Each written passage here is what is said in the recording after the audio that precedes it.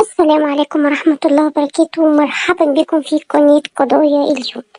طبعا وحشتوني جدا جدا بجد، يعني فعلا أنا بقالي كام يوم كده مش بعمل فيديوهات، بس يعني بجد انتوا وحشتوني قوي، وأتمنى يا رب إن أنا أكون بفيدكم بكل جديد. طبعا يا جماعة، الموضوع اللي هتكلم فيه النهاردة ده موضوع يا ريت الكل ياخد باله منه.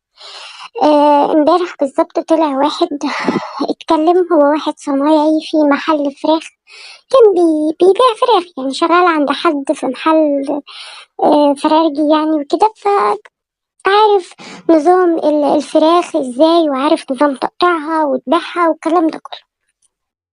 طبعا الراجل ده طلع واتكلم وقال: يا جماعة أنا عايزة أقول لكم نصيحة لله، أنا والله كنت شغال في محل فرارجي، وبصراحة سبته بسبب اللي بشوفه. ايه اللي انت بتشوفه؟ اللي انا بشوفه ان هو الراجل بياخد ساعات، مثلا بتبقى عنده فراخ ميتة فبياخدها وبيقطعها وبيعملها مثلا نظام صدور او وراك او بانيه على حسب. طبعا الراجل بيقول: انا كنت في لحظة اندهاش لما تعرضت لحاجة زي كده مع صاحب المحل. صاحب المحل امره ان هو يجيب الفراخ اللي ماتت دي ويقطعها. طبعا الراجل بيقول: انا كنت مصدوم، يعني ازاي ان احنا هنعمل حاجة زي كده في المحل ونقطع الفراخ دي ونبيعها للناس على اساس ان هي فراخ تمام وكويسة وتتاكل وكده. الراجل طبعا جاتله صدمة بصراحة، ما كانش قادر يتمالك نفسه من الموقف. وطبعا يا جماعة كلامي برضو موجه للفرارجي، أي فرارجي عامة، أي حد فتح محل سواء لحوم أو فراخ أو أسماك أو أي حاجة. راعي ربنا في الناس اللي أنت بتأكلها، راعي ربنا في الناس اللي هي يعني مستأمناك على حياتها وعلى صحتها. راعي ربنا في حاجة زي كده. أنت مش هتكسب أي حاجة في الكام قرش اللي هيدخلوا لك، بس الكام قرش اللي هيدخلوا لك دول ربنا ممكن يخلي محلك ده في ثانية يتقفل. ربنا ممكن ياخد من صحتك كده ويعذبك ويعاقبك باللي انت بتعمله في الناس. فيا جماعة راعوا ان حتى ربنا نفسه منزل آية بيقول: بسم الله الرحمن الرحيم، حرم عليكم الميتة والدم ولحم الخنزير. صدق الله العظيم. يعني حاجات زي كده غلط، حاجات زي كده بتخلي اصلا جسم الانسان يعني بيعرضوا لامراض كتيره جدا، لان دي حاجه اصلا محرمه في القران، ربنا محرمها على اي بشر. فليه انت بتعمل الحاجه دي بكل خبث وبكل لقم بالشكل ده؟ بتعمل الحاجه دي والناس ما تعرفش الموضوع ده. ارجوكوا راعوا ربنا في التعامل مع البشر اللي انتوا بتتعاملوا معاهم.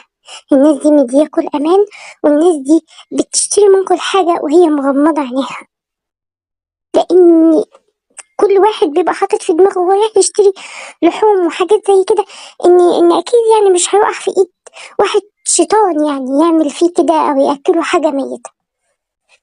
فراعوا ربنا، راعوا ربنا. ويا ريت اي ست اي راجل اي حد بيتعامل مع محلات اللحوم بالذات ياخد باله، لان دلوقتي الموضوع ده بقى منتشر جدا. يا ريت كله ياخد باله، ويا رب بجد يعني ربنا يأذي اي حد بيتعامل بالشكل ده.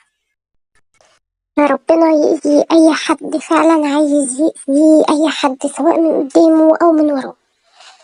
فيا جماعة زي ما قلت لكم، يا ريت يا ريت الكلام ده يتاخد فيه عين الاعتبار، ان وانت بتشتري الحاجة لازم تكون جايب الحاجة وانت متأكد ان هي من شخص واثق فيه جدا جدا، وان الشخص ده لما بيذبح الحاجة دي قدامك بيذبحها قدامك عشان تتأكد من مدى صلاحيتها، وان هي فعلا حاجة حية مش ميتة.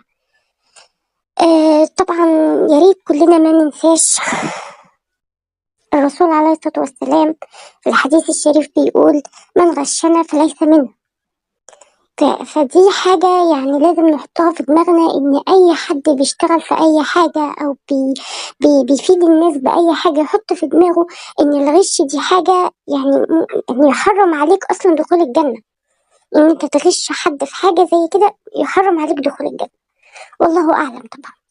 فيا جماعة يا ريت كلكم، سواء الفرارجي سواء بتاع اللحوم سواء بتاع الأسماك، أي حد راعي ربنا في شغلك، لأن الناس ما بتشوفش الحاجة اللي بياكلوها من إيدك. بياخدوا الحاجة يا دوب يطبخوها، محدش شايف الحاجة دي بتتقطع ازاي أو بتندبح ازاي.